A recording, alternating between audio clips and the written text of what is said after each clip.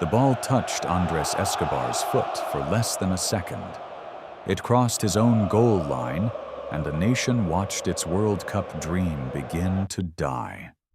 10 days later, Escobar stood in a dark parking lot in Medellin, while strangers mocked him for that mistake. Before the night was over, the 27-year-old defender had been shot to death. The world quickly decided that one own goal had killed him. But the truth was darker. The goal did not create Colombia's violence.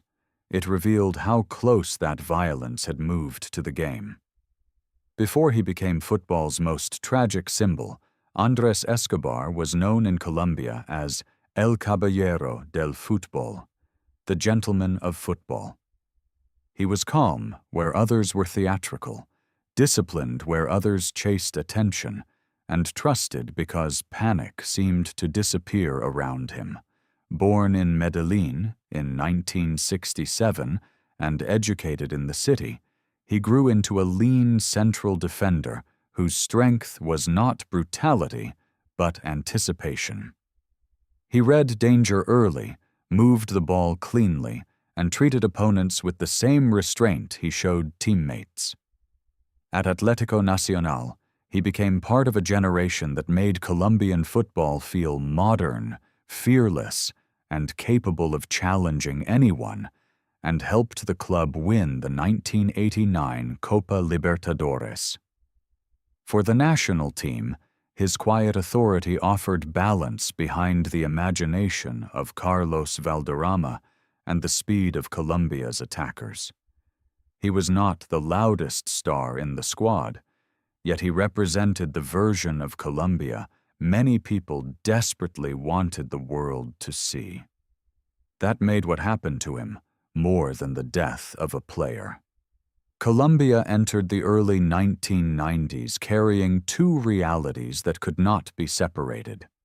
On the field, the national team was becoming one of the most exciting sides on earth, passing with patience, confidence, and unmistakable style.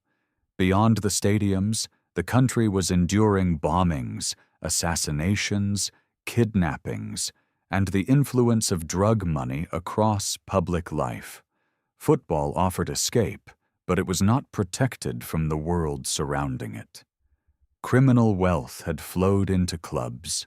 Powerful men moved near players and executives, and enormous bets turned matches into more than sport, especially during an era when club success offered criminal figures prestige and access. Andres Escobar was not related to drug lord Pablo Escobar, but both names became attached to the same wounded city. When Pablo Escobar was killed in December 1993, Medellin did not suddenly become peaceful. Old restraints broke and rival networks fought for space. Meanwhile, the national team kept winning, and every victory encouraged Colombians to believe football might rewrite the country's image. Hope became pride, pride became expectation, and expectation slowly became a burden no group of players could safely carry. The moment that transformed hope into certainty came in Buenos Aires in September 1993. Colombia defeated Argentina 5-0, one of the most astonishing qualifying results in World Cup history. The victory helped send Colombia to the United States and convinced respected voices that the team could challenge for the trophy. By the summer of 1994, the squad arrived carrying a long, unbeaten run, global admiration, and expectations that had lost all proportion. Journalists and former players openly called them contenders. Then the tournament began, and the beautiful machine immediately started to shake. Romania beat Colombia 3-1 at the Rose Bowl, with Gheorghe Hagi scoring from an angle that seemed almost impossible. The defeat did not merely cost points. It turned the second group match against the host nation into a public trial. Colombia now had to beat the United States, while millions at home waited for reassurance and gamblers waited for a return. On June 22nd, Colombia walked back into the Rose Bowl, knowing that another defeat would end everything. The United States defended aggressively, the Colombian passing rhythm tightened, and every ordinary mistake began to feel dangerous. In the 35th minute, American midfielder John Harkes drove a low ball across the penalty area toward Ernie Stewart. Escobar stretched his left leg to intercept it, performing the exact movement a responsible defender was supposed to attempt. The ball changed direction, slid beyond goalkeeper Oscar Cordoba, and entered Colombia's net.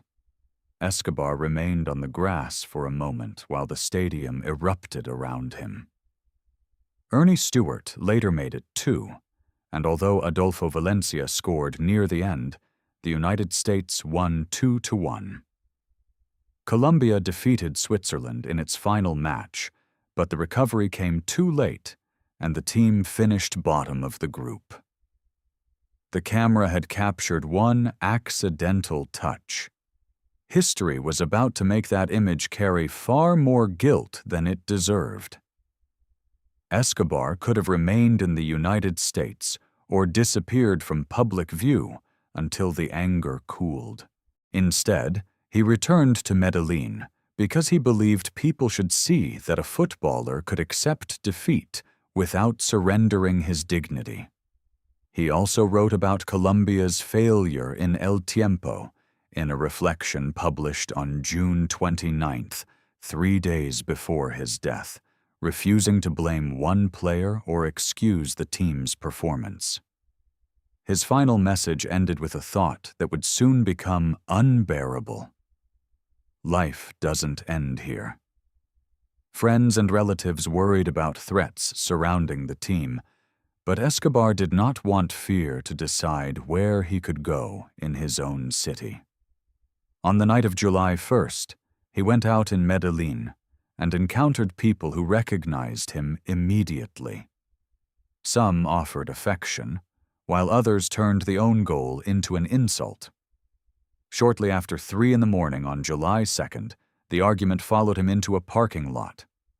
Accounts differ over every word spoken in the final confrontation, but the central facts are not in doubt.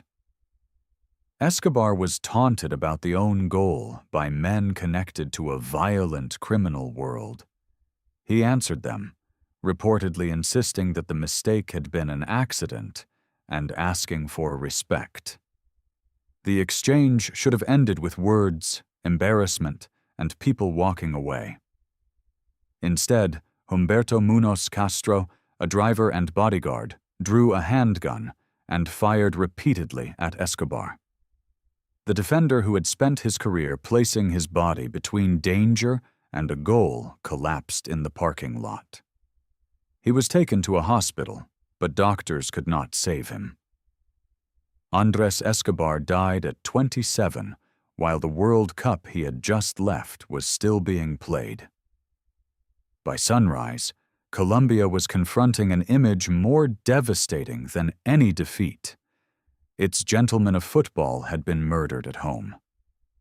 Munoz Castro was arrested, confessed to the shooting, and was later convicted and sentenced to 43 years in prison. He ultimately served only about 11 years, a result that deepened public suspicion that the full story had never reached a courtroom in a country where confidence in institutions was already fragile. The men present during the confrontation included figures associated with drug trafficking and illegal gambling, but allegations about who ordered or encouraged the killing were never fully proved in court. Some accounts described revenge for gambling losses caused by Colombia's elimination. Others argued that Escobar was killed after answering powerful drunken men who were accustomed to humiliating people without consequence. Coach Francisco Maturana, later rejected the simple claim that the own goal itself caused the murder. These explanations are not mutually exclusive because the insult, the betting culture, criminal power, and Colombia's wider violence all occupied the same night. What is certain is that no football mistake can explain a society in which an argument could become an execution. The own goal was part of the confrontation. It was never a moral cause for what followed. Outside Colombia, the tragedy was compressed across broadcasts and newspapers into a sentence that could fit beneath a headline, "Player killed for scoring an own goal." That version was easy to remember because it gave the horror a clean beginning and an unforgettable ending. But it also trapped Andres Escobar forever inside the worst seconds of his career. It reduced a thoughtful defender, a son, a brother, a teammate, and a national leader to one movement of his left foot. It also allowed football to appear innocent, as though the sport had merely been invaded by violence from somewhere else. In reality, the pressure around the national team had been celebrated until it became dangerous, and criminal influence had been tolerated while money was flowing. Escobar's death was not proof that football mattered too much to ordinary Colombians. It was proof that powerful men had learned to treat football, money, pride, and human life as things they could own. Crowds filled Medellin to mourn Andres Escobar, and his family later carried his name through the Andres Escobar Project into programs that used football to help young people in disadvantaged neighborhoods. Players continued to remember him, not as the man who scored an own goal, but as the teammate who brought calm, decency, and responsibility into the dressing room. Every World Cup eventually creates an image of failure, a missed penalty, a fallen goalkeeper, a defender arriving one step too late. Those images become cruel only when viewers forget that a human being remains after the replay ends, long after cameras and crowds have moved on. Andres Escobar understood that distinction when he returned home, and wrote that life continued beyond defeat. His killers did not. The own goal lasted 1 second. The choice to answer it with violence belonged entirely to other men. That is why his story should not end with the ball crossing the line, but with the dignity he kept when everyone around him demanded shame. Football did not kill Andres Escobar, but the world built around it failed to protect him.